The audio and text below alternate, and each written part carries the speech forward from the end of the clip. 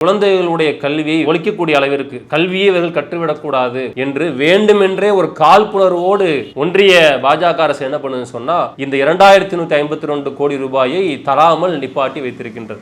ஒன்றியத்தில் பாஜக ஆட்சி அமைச்சதிலிருந்து எடுத்து பார்த்தோம் அப்படின்னு சொன்னா பிசி, எஸ்சி, எஸ்டி, ஓபிசியை சேர்ந்த பிள்ளைகள் படித்து நல்ல நிலைமைக்கு வர வேண்டும் என்பதற்காக வேண்டி ஏராளமான உதவித்தொகை கடந்த காலத்தில் இருந்துச்சு. அபுல் கலாம் ஆசாத் என்ற உதவித்தொகை இருந்துச்சு, ராஜீவ்காந்தி அரசு உதவித்தொகை இருந்துச்சு. இதையெல்லாம் இன்றைக்கு இந்த ஒன்றிய பாஜக அரசு ஏற்கனவே நிப்பாட்டியாச்சு. இது இல்லாம ஆர்டிஇ என்று சொல்லப்படக்கூடிய தனியார் பள்ளிக்கூடங்கள்ல கல்வி உரிமை சட்டம் என்ற அந்த சட்டத்தின் அடிப்படையில் தனியார் பள்ளிக்கூடங்கள்ல கூட 100% மாணவர்கள்ல 25% மாணவர்களுக்கு அந்த பள்ளிக்கூடம் இலவசமாக கல்வியை கொடுக்க வேண்டும், அதற்கான தொகையை அரசு செலுத்தும் என்ற அடிப்படையில் இந்த ஆர்டிஇ அந்த மாணவர்களுக்கு இலவச கல்வி தனியார் பள்ளிக்கூடங்கள்ல கூட கிடைக்கும். அந்த மாதிரியான ஒரு நிலை இருந்துச்சு 8வது வகுப்பு வரைக்கும். இந்த ஒன்றிய அரசு இந்த பணத்தை கொடுக்காமல் பிடித்து வைத்ததன் காரணத்தினால இந்த தொகையும் பல வருடங்களாக அந்த ஆர்டிஇ வகைக்கு போகவில்லை. தனியார் பள்ளிக்கூடங்களில் சேர்க்கப்படக்கூடிய மாணவர்களுடைய எண்ணிக்கை வெகுவாக இன்றைக்கு குறைந்து